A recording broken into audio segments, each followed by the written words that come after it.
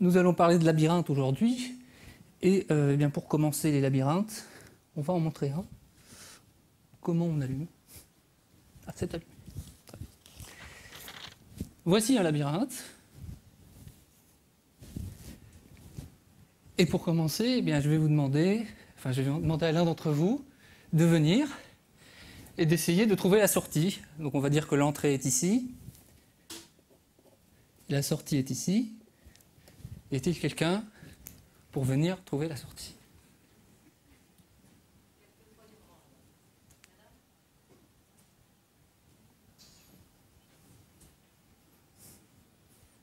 N'essayez pas de trouver la réponse avant de venir. Non, c'est aussi bien si on voit les errements.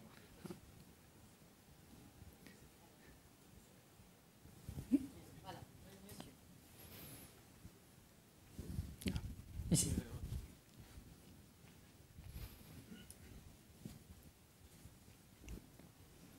Et je vais au hasard ou... Alors, utilisez le crayon. Allez-y, comme vous pouvez. Le but, c'est de sortir. Je trace directement. Vous tracez directement, et si vous vous trompez, vous revenez. Ça va faire des ratures aussi. Oui, oui, c'est pas grave.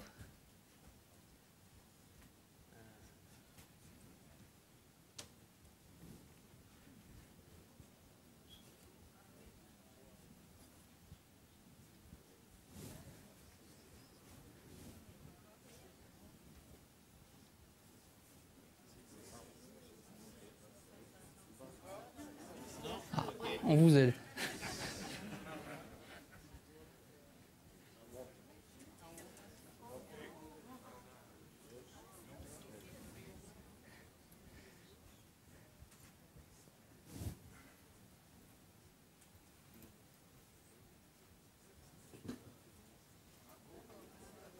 Voilà. Je vous remercie. Merci. Bien. Donc les labyrinthes, c'est une vieille histoire. On a tous joué avec des labyrinthes quand on était jeune, dans des magazines pour enfants, on en trouve vraiment partout. Et donc sous diverses formes, mais plus ou moins, c'est toujours un petit peu la même chose. On part d'un endroit et on doit arriver à un autre endroit. En passant, ça n'est pas forcément la sortie, mais bon, c'est un petit peu comme si c'était la sortie quand même. Là, on a une solution qui fonctionne bien. Elle a un défaut. À votre avis, quel est le défaut de cette solution? Pardon? C'est peut-être pas la plus courte, oui. Et surtout, du point de vue mathématique, alors elle n'est pas unique, mais ça c'est pas grave. Il y a sans doute bien d'autres façons de sortir de ce labyrinthe, je ne les ai pas regardées, mais c'est sans doute vrai. Le principal défaut qu'on peut lui trouver, c'est que c'est une solution ad hoc, c'est-à-dire on se dit que si on tourne à gauche, ça a l'air d'aller, on a l'air de s'approcher de la sortie, et puis maintenant finalement on s'est trompé. Donc on revient en arrière, on continue, on erre comme ça dans les couloirs, un peu au jugé, hein. Et puis finalement, parce qu'on a un petit peu d'astuce, parce qu'on a un petit peu d'intelligence, on finit forcément par trouver la sortie. Mais on doit bien reconnaître que c'est quand même une solution un petit peu... à chaque nouveau labyrinthe, hein, si on se contente de ça, à chaque fois qu'on aura un nouveau labyrinthe, eh bien, on sera à nouveau confronté au problème et on aura beau avoir fait 20 000 labyrinthes, le labyrinthe suivant, pour en trouver la sortie, on ne sera pas beaucoup plus avancé. On aura toujours à chercher, on errera toujours pour chercher la sortie, on se trompera toujours à peu près autant. Hein, et du coup, on peut s'intéresser à la recherche d'une solution un petit peu plus systématique. Par exemple, une solution qu'on pourrait faire par un ordinateur. Si l'ordinateur, on lui donne ça, on lui dit « trouve la sortie », comment va-t-on lui faire trouver la sortie? On peut lui dire va au hasard. Alors, il va aller au hasard.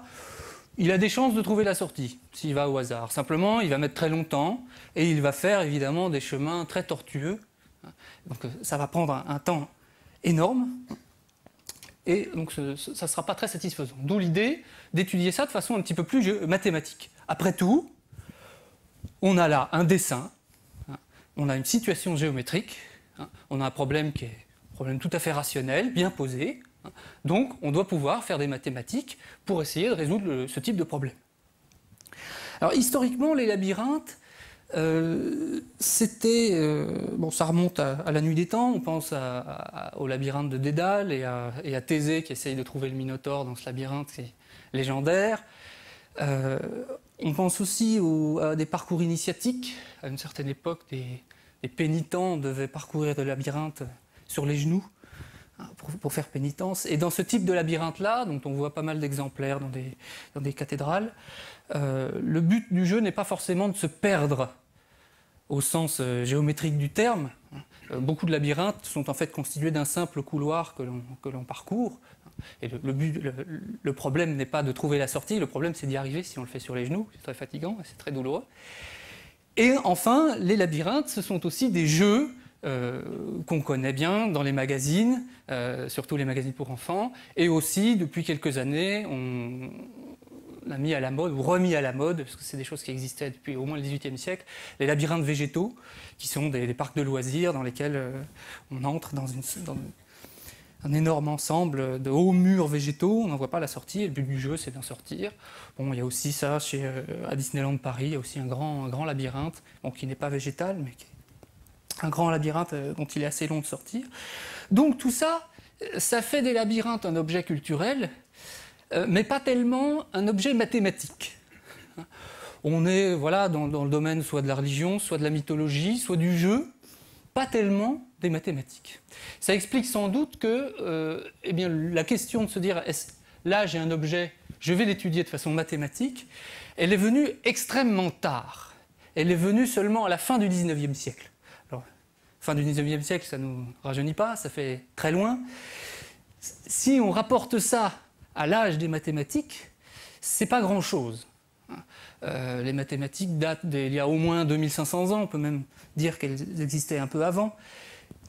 À l'époque d'Euclide, c'est-à-dire vers moins 300, on résolvait des problèmes de mathématiques très compliqués, de géométrie très complexe, beaucoup plus compliqués en apparence que simplement le fait de sortir d'un labyrinthe. Et bien pourtant, il faut attendre 2 millénaires avant que les mathématiciens se disent on va s'intéresser au labyrinthe comme un objet vraiment mathématique. Et encore, les premiers à s'y intéresser, les premiers à faire des mathématiques dessus, ne sont pas des mathématiciens proprement dits. Ce sont plutôt des amateurs de récréation mathématique, comme il y en a depuis toujours. C'est-à-dire, ça peut être des ingénieurs qui, comme passe-temps, font des jeux mathématiques. Donc il y a deux noms qui se détachent, il y a Tari et il y a Trémo, qui ont essentiellement résolu ce type de problème de façon assez ingénieuse. Et il n'est pas inintéressant de constater que les premières résolutions mathématiques, enfin les premiers résultats mathématiques sur les labyrinthes, apparaissent à peu près en même temps que l'avènement d'une discipline des mathématiques qu'on appelle la topologie. Alors la topologie, là, pour le coup, ce sont vraiment des mathématiciens qui l'ont initiée, donc notamment Henri Poincaré, c'est fin 19e siècle, début du 20e siècle, c'est devenu l'une des principales disciplines des mathématiques au 20e siècle. Et puis, finalement, on a parallèlement la topologie d'une part, faite par les mathématiciens, et les labyrinthes d'autre part, qui sont faits par des amateurs, qui ne mettent pas forcément les pieds dans une université ou dans un laboratoire de mathématiques. Et en fait, les deux choses ont énormément de points en commun. Et plus précisément, les labyrinthes et l'étude mathématique des labyrinthes ressortie à la topologie. Alors, je vais expliquer évidemment ce que c'est un peu que la topologie. D'abord, quel est le problème pour un mathématicien devant ce type d'objet? Je l'ai dit, finalement, on a affaire à des lignes droites, on a une situation géométrique simple. Qu'est-ce qui fait que jamais les mathématiciens, avant la fin du XIXe siècle, se sont intéressés au labyrinthe? Eh bien, pour essayer de le comprendre un peu, voici, on les voit tous. Oui. On ne voit pas bien la flèche qui arrive ici et la flèche qui repart là, mais bon. Donc ici, on a deux labyrinthes, un en haut, un en bas. je voudrais que vous commentiez ces deux labyrinthes. Qu'est-ce qu'on peut dire dessus?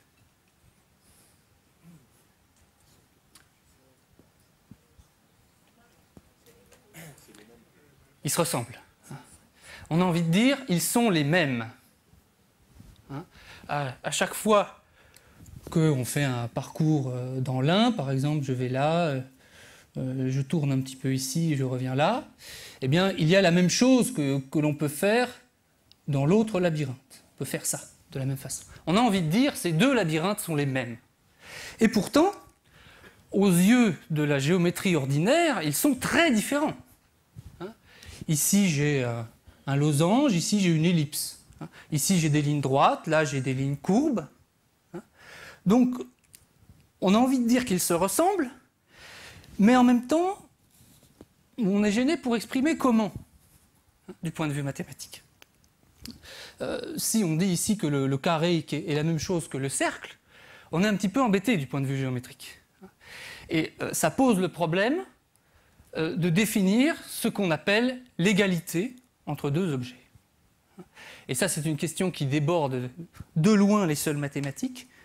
Qu'est-ce qu'on appelle deux choses égales? L'exemple le plus célèbre de ça, c'est la Déclaration des droits de l'homme et du citoyen, qui, dans son article 1er, explique que les hommes naissent et demeurent libres et égaux en droit. Alors, on ne va pas s'intéresser à la liberté ici, on va s'intéresser qu'à l'égalité. L'article 1er ne dit pas « les hommes sont égaux ». Les rédacteurs avaient bien compris que dire que les hommes sont égaux, tout le monde peut être d'accord assez rapidement là-dessus. Mais le problème n'est pas de dire qu'ils sont égaux, le problème c'est de dire en quoi ils sont égaux.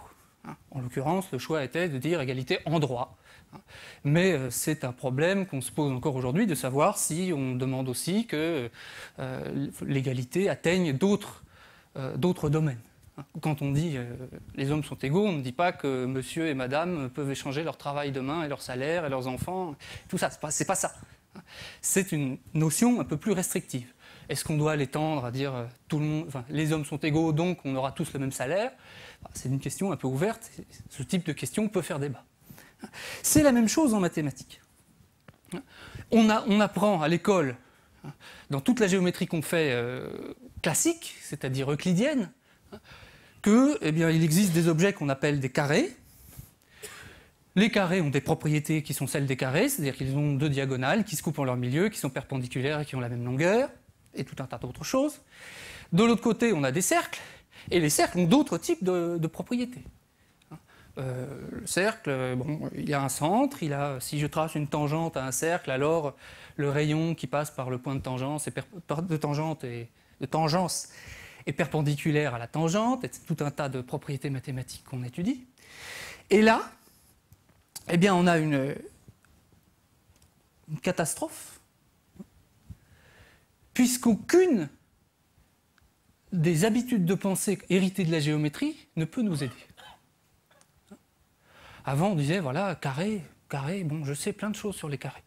Là, vous pouvez savoir tout ce que vous voulez sur ce carré-ci, ça vous servira forcément à rien, puisque ce carré doit être considéré comme égal à ce cercle. Donc ça, c'est une catastrophe pour le point de vue qu'on a l'habitude de prendre, qui est le point de vue de la géométrie traditionnelle, euclidienne. Donc on doit redéfinir ce qu'on appelle des objets égaux. Alors si on reprend la façon euclidienne, la façon classique de définir l'égalité entre objets, entre figures géométriques, on dit que eh bien, deux triangles sont égaux, donc je les représente ici par trois de mes doigts, ils sont égaux si je peux, sans bouger mes doigts, enfin en bougeant mes bras mais sans bouger mes doigts, si je peux amener l'un sur l'autre et faire en sorte qu'ils se superposent exactement. C'est ce qu'on appelle les cas d'égalité des triangles. Depuis des années, on trouve donc dans les programmes d'enseignement, on trouve des mots alternatifs au mot égalité, qui traduit sans doute une certaine gêne. Alors on dit les triangles ils sont pas égaux, ils sont isométriques, ils sont superposables. Et puis on peut définir d'autres mots. Et en mathématiques, quand on parle de l'égalité entre deux objets, les mathématiciens n'ont pas été avares pour inventer des mots suivant la notion d'égalité qui est mise en jeu. On parle d'égalité, d'équipotence, d'isomorphisme, d'homéomorphisme, d'iphéomorphisme, tout un tas de homéotopie, tout un tas de choses. Donc il reste que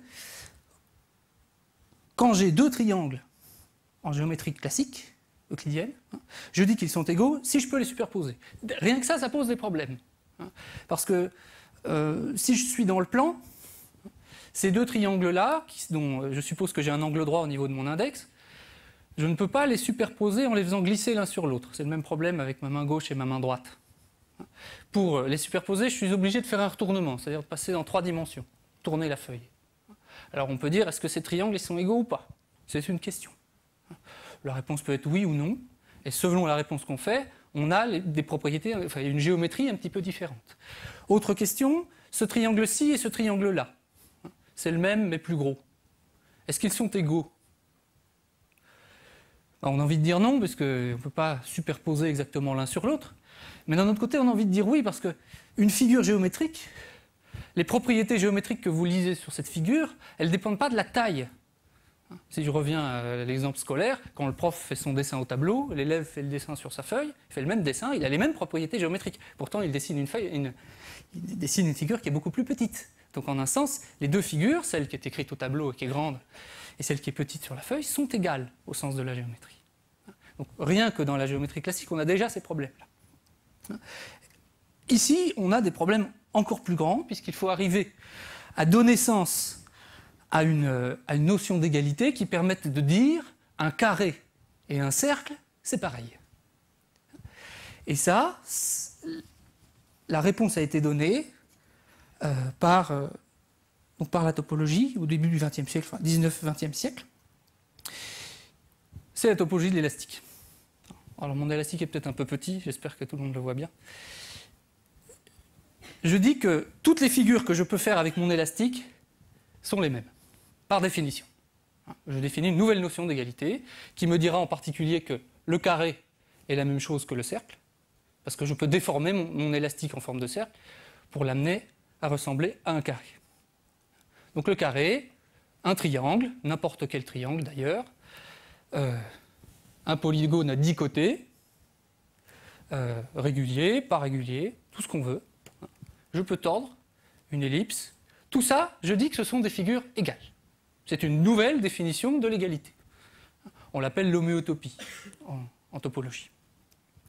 Alors, il faut faire attention parce que l'égalité, on doit, évidemment, pour comprendre pourquoi ce carré et ce cercle sont la même chose, on doit l'étendre, on doit étendre la notion classique d'égalité de la géométrie. On ne doit pas non plus aller trop loin. Parce qu'il n'est pas question de dire que toutes les figures sont égales entre elles. Si on dit toutes les figures sont égales entre elles, ben on perd tout. Il n'y a plus grand intérêt à parler d'égalité, puisque c'est une notion qui devient vide. Donc on doit définir non seulement une notion plus large de l'égalité, mais on doit aussi lui fixer des limites.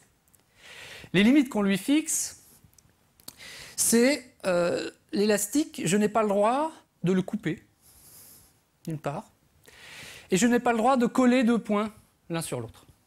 Le 8 que je forme là n'est pas égal au cercle, parce que pour faire un 8, je suis obligé de coller deux points de l'élastique. Donc de la même façon, un cercle et un segment, ça n'est pas la même chose du point de vue topologique. Parce que si je veux, à partir du cercle, obtenir un segment, je suis obligé de couper, et inversement, si je veux faire un cercle à partir d'un segment, je suis obligé de recoller. Ce que je n'ai pas le droit de faire. Donc à ces deux restrictions près, on définit la notion d'égalité entre deux figures, et en particulier, eh bien, le carré qui est ici est égal au cercle qui est ici, enfin le losange plus exactement est égal à l'ellipse qui est ici. Et du coup, on dispose de l'objet mathématique qui est le bon outil pour étudier les labyrinthes. Maintenant, on peut revenir au labyrinthe, et je vais m'intéresser principalement aux murs. Alors, ceux qui connaissent la topologie me pardonneront la petite entorse que je devrais faire à la rigueur mathématique. Je vais regarder les murs, et en fait, ce n'est pas tout à fait les murs qu'il faudrait regarder, mais l'entorse n'est pas très grave. Puisque ces deux labyrinthes sont les mêmes, eh bien, pour étudier ce labyrinthe-ci, je peux tout aussi bien m'intéresser à ce labyrinthe-là. Hein, c'est la même chose, ils sont égaux. Il y a bien sûr beaucoup d'autres labyrinthes qui sont égaux à celui-ci. Je peux représenter ce labyrinthe de beaucoup de façons. Laquelle vais-je choisir? De préférence la plus simple. De préférence celle qui me permette le mieux de voir ce qui se passe. Comment trouver la plus simple? Eh bien, une façon de le faire, c'est de faire des réductions successives des murs. Revoilà le même labyrinthe en haut. Et celui du bas, c'est la même chose, à une petite différence près. C'est que le mur qui est tout en haut, tout en bas, pardon, et qui monte ici, a été un petit peu raccourci. Je ne sais pas si ça se voit bien. Bon, oublions le haut, là, voilà. Il y a juste un petit bout de mur qui a été rétréci. Ces deux labyrinthes sont égaux. Au sens de la topologie, il n'y a aucune différence. Donc une fois que j'ai initié ça, eh bien, je ne vais pas me priver de continuer. Je vais réduire les murs. Les réduire le plus possible. Donc on va avoir un film. Donc là, j'ai réduit un petit peu. Je vais réduire encore un petit peu. Je ne sais pas si on voit bien, c'est pas très facile de les superposer. Voilà. Petit à petit, je continue. Donc petit à petit, les murs s'en vont. Ils s'en vont encore, pour à la fin atteindre ceci. Je peux à nouveau supprimer ces parties qui sont là et là. Je peux tout aussi bien considérer qu'elles sont ponctuelles. De la même façon, je rétrécis, je ne change pas la topologie, et j'atteins finalement ce labyrinthe-ci. Je vous mets en rapport avec ce labyrinthe-là. Ce sont les mêmes objets topologiques. C'est quand même une bonne nouvelle. Parce que visiblement, si je vous avais dit, voilà, enfin, là, les deux sont simples, celui-là il est simple pour trouver la sortie.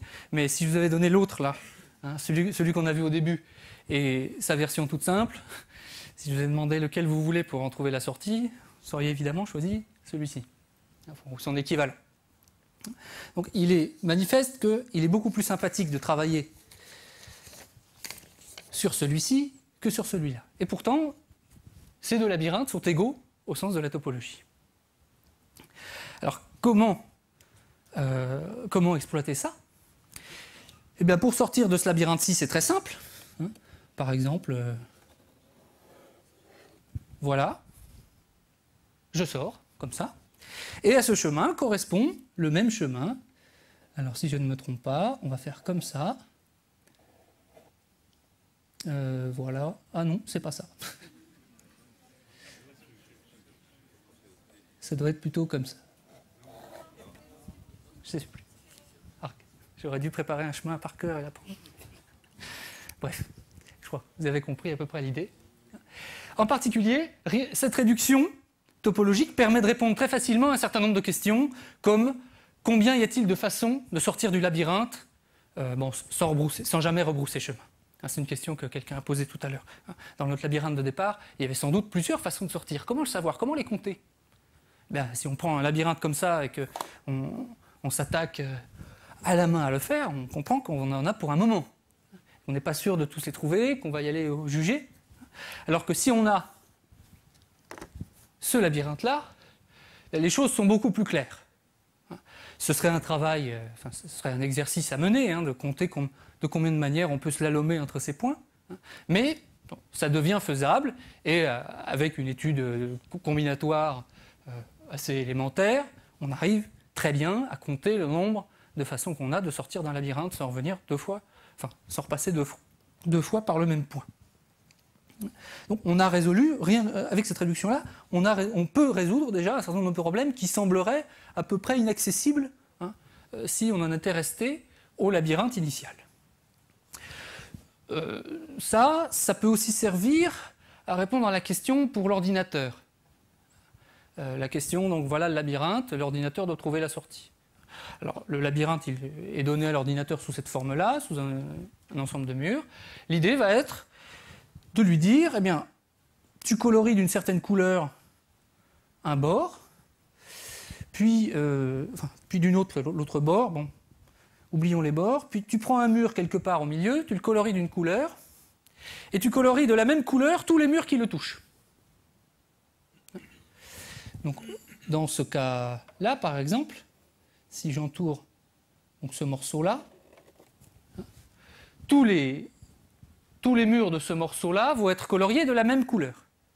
Et correspondent en fait, une fois la réduction effectuée en topologie, ces murs correspondent à ce point. C'est ce qu'on appelle une composante connexe en topologie. Un mot savant qui est en fait assez simple dans le cas présent. C'est l'ensemble des murs qui sont d'un seul tenant, d'un seul morceau, d'un seul bloc. Donc, là, cette réduction-là revient à compter le nombre de composantes connexes. Elle est placée éventuellement sous forme de points. Et ensuite, une fois qu'on a ça, une fois que l'ordinateur a ça, il est largement capable de proposer un certain nombre de sorties en lui disant de longer les murs sans jamais revenir, sans jamais tourner autour d'un ensemble de murs qui est toujours de la même couleur. Et on peut très bien programmer ça. Donc on a résolu notre problème, d'une certaine façon. Évidemment, il y a quand même un aspect un peu décevant dans la résolution, et vous êtes peut-être un peu déçus à ce niveau-là, parce que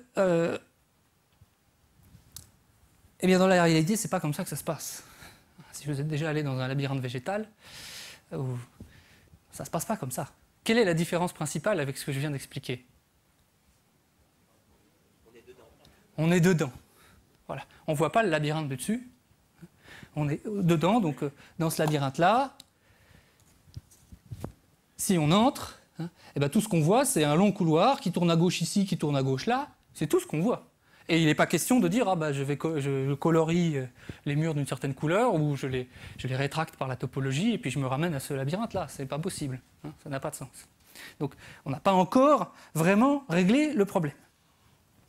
Est-ce que vous avez une idée pour résoudre ce problème?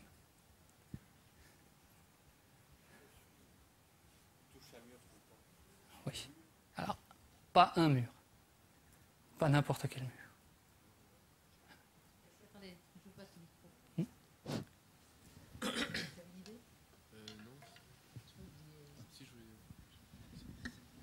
C'est pas on colle toujours notre mur de droite? On met toujours la main sur le mur de droite? Ouais. C'est ça. C'est ça. Pourquoi ça marche? Autre question. Donc c'est bien, vous connaissez la réponse.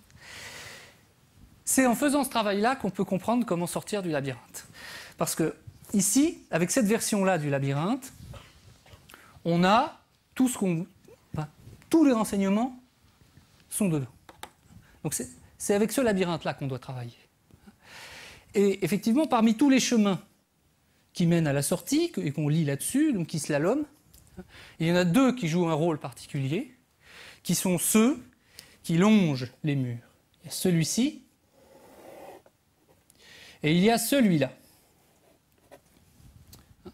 à qui correspondent deux chemins dans la version initiale du labyrinthe. Ces deux chemins ont une propriété intéressante, c'est qu'ils existent toujours, quel que soit le nombre de points qu'il y a ici.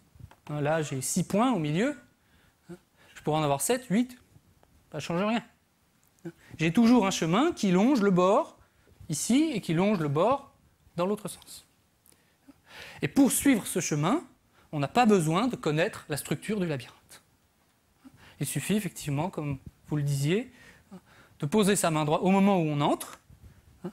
Au moment où on entre ici, par exemple, on pose sa main droite sur le mur extérieur et on avance en s'arrangeant pour que la main droite touche toujours un mur. On longe le mur côté droit. En faisant ça, eh bien, topologiquement, on décrit ce chemin-là. Et en pratique, alors ça devient un peu difficile de visualiser parce que j'ai fait beaucoup de dessins. En pratique, je vais suivre ce chemin-là, toujours avec la main droite collée. Une fois que j'arrive ici, je suis obligé de faire demi-tour pour que ma main droite continue à toucher un mur. Et ainsi de suite. J'arrive ici à un cul-de-sac, je reviens en arrière, je remonte, et je trouve la sortie. Forcément. Et ça, on le démontre en remarquant simplement que ces deux labyrinthes sont les mêmes et qu'à ce chemin que j'ai parcouru ici correspond ce chemin-là qui existe toujours dans la version simplifiée, la version topologique simplifiée à l'extrême du labyrinthe. Donc il y a deux chemins, hein, soit on suit la règle de la main droite, soit on suit la règle de la main gauche, et dans les deux cas, on arrive à la sortie. Alors, il y a un petit bémol à cette méthode, c'est que, eh bien, elle n'est pas forcément la plus rapide, loin de là. En particulier, ici, j'ai fait tout un trajet complètement inutile. J'aurais pu raccourcir et arriver plus vite à la sortie en faisant une petite entorse à la règle. En général, évidemment, la règle de la main droite ne donne pas le chemin le plus court, loin de là. Il n'y a aucune raison pour que ce soit le cas. C'est très rarement le cas. Donc, il se peut que s'il y a deux thésés qui entrent en même temps dans le labyrinthe et qui essayent d'en sortir, celui qui suit la règle de la main droite peut ne sortir qu'après l'autre. Si l'autre a eu de la chance. Si l'autre a eu la chance de, par hasard, tomber sur le bon chemin. Mais s'il le fait, il le devra à la chance et pas tellement à son raisonnement, et il aurait pu tout aussi bien se perdre dans le labyrinthe sans jamais trouver la sortie. Alors, une autre question concernant Thésée. Dans la vraie histoire de Thésée, il ne s'agit pas tellement de trouver la sortie, enfin, au départ, il s'agit d'abord de trouver le Minotaure. Autrement dit, il s'agit pour Thésée de visiter un labyrinthe. Il entre et il doit trouver où est le Minotaure, qui n'est pas forcément au niveau de la sortie. Donc comment, un labyrinthe étant donné, peut-on visiter tous les recoins, au moins une fois, du labyrinthe? Alors d'abord, première question, est-ce qu'il est possible de ne les visiter qu'une seule fois? Est-ce que quelqu'un a une idée? Est-ce qu'il est possible, quand j'ai un labyrinthe, de le décrire en entier, en ne passant jamais deux fois au même endroit? Est-ce que c'est toujours possible? Non? Pardon? Il y a les voies sans issue. Déjà, très bonne remarque. Bon, alors si on ne peut pas les visiter qu'une seule fois, est-ce qu'on peut les visiter seulement deux fois? Au plus deux fois à chaque passage. C'est ce qu'on peut espérer de mieux, hein, si on ne peut pas être obligé de passer éventuellement deux fois par les couloirs. Est-ce que c'est possible?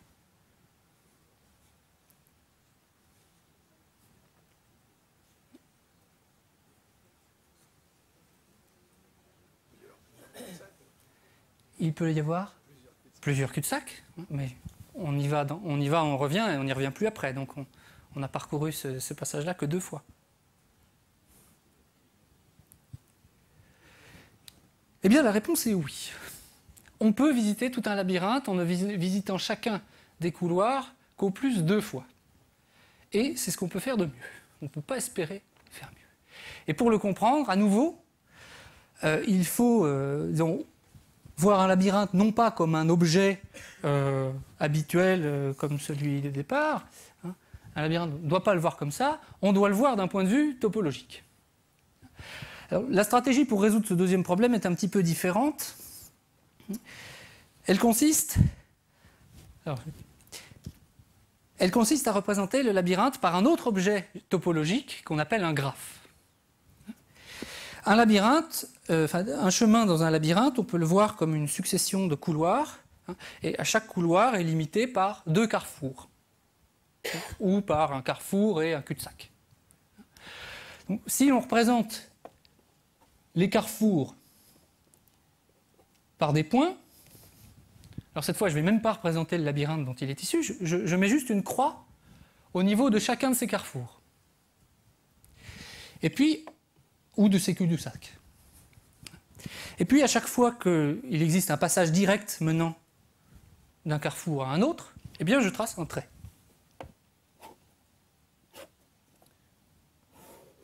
Par exemple, ceci. C'est une autre façon de regarder le squelette du labyrinthe. Et c'est ce qu'on appelle un graphe, hein, c'est-à-dire un ensemble de sommets, de points, qui sont reliés entre eux par des lignes. peut éventuellement y avoir deux lignes reliant un même sommet. La théorie des graphes, elle est née un peu comme la topologie, c'est-à-dire elle est née d'un jeu. Enfin, la topologie, plus exactement, je veux dire de la théorie des labyrinthes. Elle est née d'un jeu qui est ce qu'on appelle le problème des 7 ponts, qui est assez célèbre,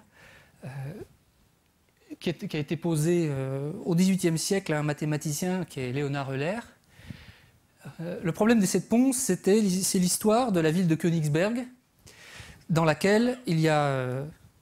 la ville de Königsberg était, je ne sais pas si c'est le cas aujourd'hui, elle s'appelle Kaliningrad et j'imagine qu'elle a bien changé.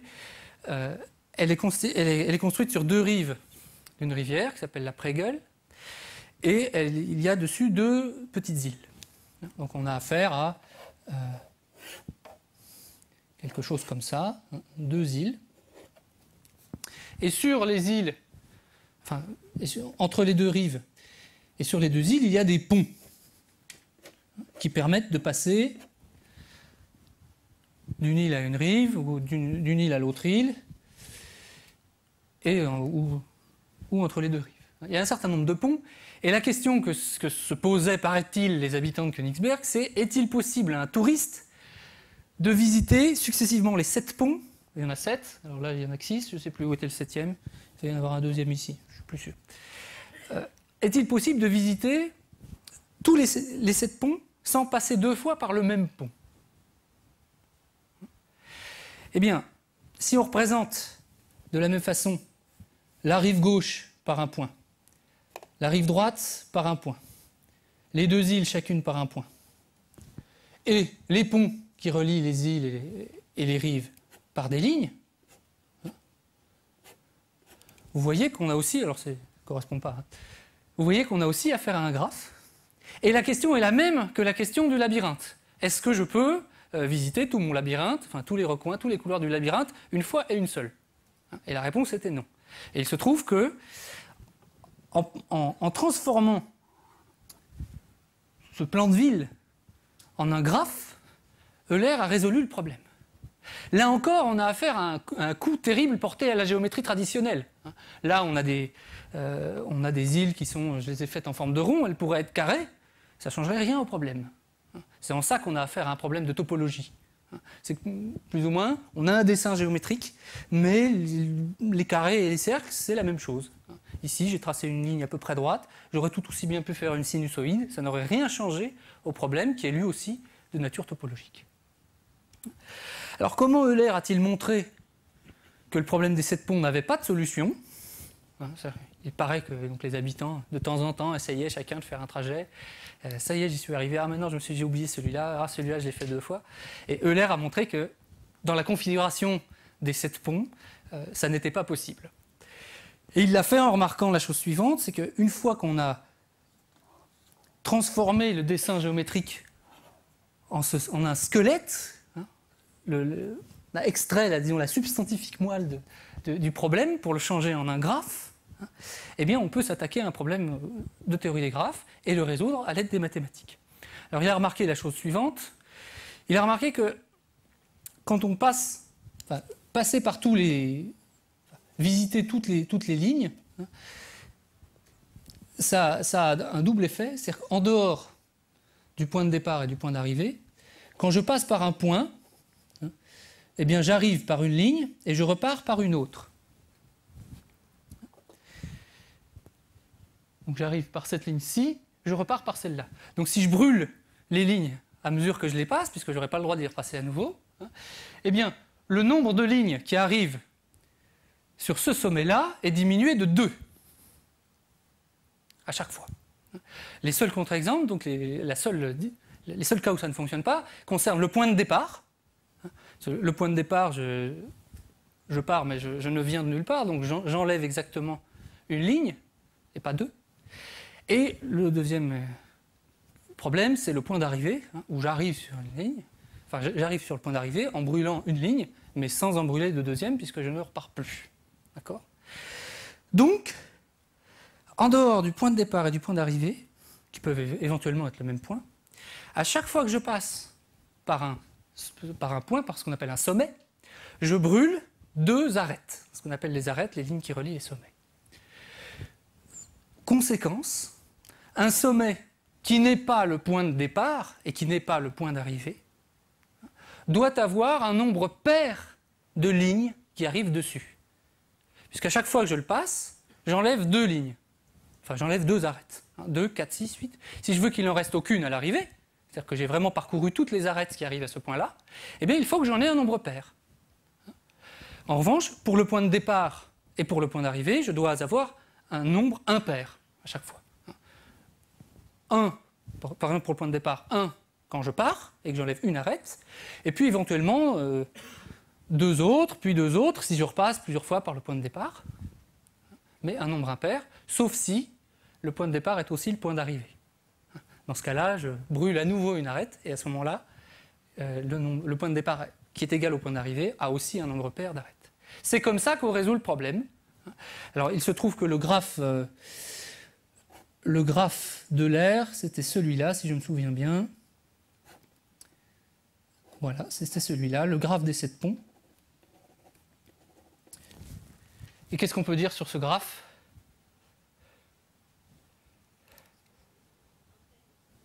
Tout le monde est impair.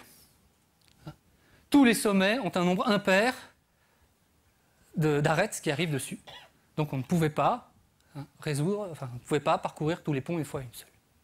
Et c'est comme ça aussi qu'on peut démontrer que dans un labyrinthe, la même chose est impossible. Puisqu'un labyrinthe, on peut le représenter aussi par un graphe, et que visiter tout le labyrinthe en ne passant qu'une seule fois par chacun des couloirs, c'est la même chose que visiter le graphe en ne passant à chaque fois, qu'une seule fois par chacune des arêtes. Et bien de la même façon, le problème est en général impossible. Alors il existe des cas où c'est possible, pour certains labyrinthes dont le graphe associé va avoir exactement tous ces sommets de degrés pairs, sauf éventuellement donc point de départ et point d'arrivée, mais c'est plutôt rare. Et en général, cette propriété-là n'est pas vraie. Donc, on ne peut pas visiter, on est obligé d'accepter de perdre un petit peu. Alors la bonne stratégie, une des bonnes stratégies, il y a plusieurs façons de faire, mais une bonne stratégie consiste à dire, eh bien, on ne peut pas visiter chaque couloir une seule fois, on va demander donc à ne le visiter que 2 fois. Visiter un couloir 2 fois, exactement 2 fois, ça revient à dire, eh bien, je double chaque arête. À chaque arête, j'en ajoute une autre.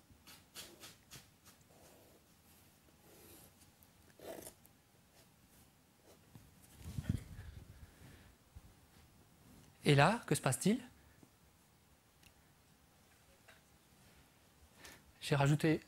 J'ai doublé chaque arête. Donc maintenant, tous les sommets deviennent pairs. Et donc je suis à nouveau dans le cadre où j'ai de l'espoir. Je n'ai pas montré, on ne va pas le faire, mais on peut montrer que quand tous les sommets sont pairs, c'est-à-dire sur lesquels... c'est-à-dire que... Je redis pour être clair, un sommet, on le dit pair ou impair, selon le nombre, selon la parité du nombre d'arêtes qui arrivent dessus. Là, tous les sommets deviennent pairs. Et on peut montrer, c'est ce qu'a fait Léonard Euler au XVIIIe siècle, on peut montrer que quand vous avez un graphe de cette forme-là, alors vous pouvez le parcourir en entier en ne visitant chaque couloir qu'une fois et une seule. C'est même pas très difficile.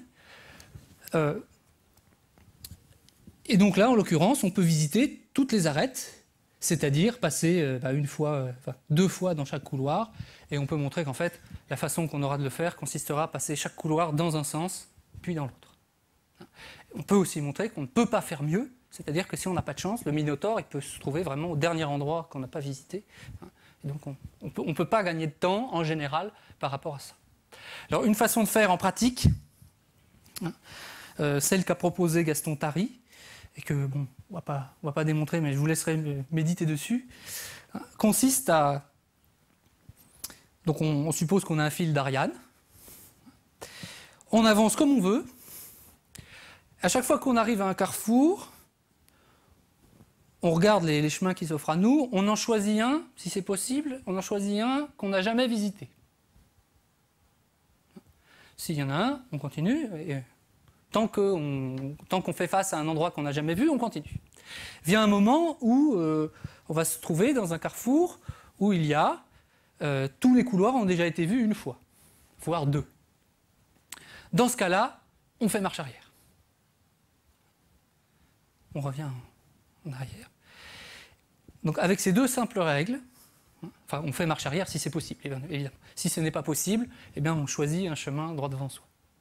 Avec cette simple règle, on peut montrer qu'on visite tout le labyrinthe exactement deux fois, enfin chaque sommet, chaque couloir, pardon, est visité exactement deux fois. Et ça n'est pas très difficile à partir d'une modélisation par la théorie des graphes. Donc, alors je précise enfin, oui, Léonard Euler, il a créé la théorie des graphes, il n'a pas résolu le problème du labyrinthe, il ne s'est pas posé la question, tout simplement. Lui, il a juste résolu le problème des 7 ponts. Il a fondé sans le savoir à la fois la topologie et la théorie des graphes, pour voir un graphe comme un objet topologique, puisque de la même façon, on peut déformer les lignes qui forment un graphe sans changer ses propriétés, sans changer sa structure, et que c'est seulement un siècle après que l'on a redécouvert les graphes, que l'on a redécouvert ce qu'avait fait Euler, et qu'on l'a utilisé dans beaucoup d'autres choses. Donc c'est aussi revenu d'abord pour les jeux. Il y a Hamilton qui a inventé le jeu icosien, qui est un jeu un petit peu différent, où il faut visiter chaque sommet à la place de chaque arête. Et puis ensuite, il y a des chimistes qui sont intéressés à ça, aux graphes. Prenez des atomes de carbone et des atomes d'hydrogène, et vous voulez savoir comment agencer les atomes entre eux. Alors chaque atome de carbone doit avoir 4 voisins, chaque atome d'hydrogène doit n'avoir qu'un seul voisin. Donc vous faites des molécules, des alcanes ou des alcènes, et vous avez un graphe qui a certaines propriétés particulières. Et les chimistes se sont demandé au XIXe siècle combien il y avait de façons d'agencer un certain nombre de molécules données. C'était le début de la théorie atomique. Et assez rapidement, les graphes se sont imposés comme un outil extrêmement important dans beaucoup d'applications. Bon, il y a eu l'exemple de la chimie, mais il y en a eu beaucoup d'autres au XXe siècle, jusqu'aux sciences sociales, quand on veut représenter les liens entre les individus. Alors, les individus sont les points, et ce qui les relie, ce sont des arêtes, quand ils sont en relation les uns avec les autres. Donc, il y a tout un tas de choses qui ont été faites avec les graphes. Et bien, du côté de la topologie aussi, les graphes et la topologie, c'est pas exactement... on ne le travaille pas exactement de la même façon. La topologie aussi a connu une immense fortune. Aujourd'hui, on ne peut plus vraiment faire de mathématiques sans avoir au moins quelques rudiments de topologie. C'est devenu vraiment fondateur.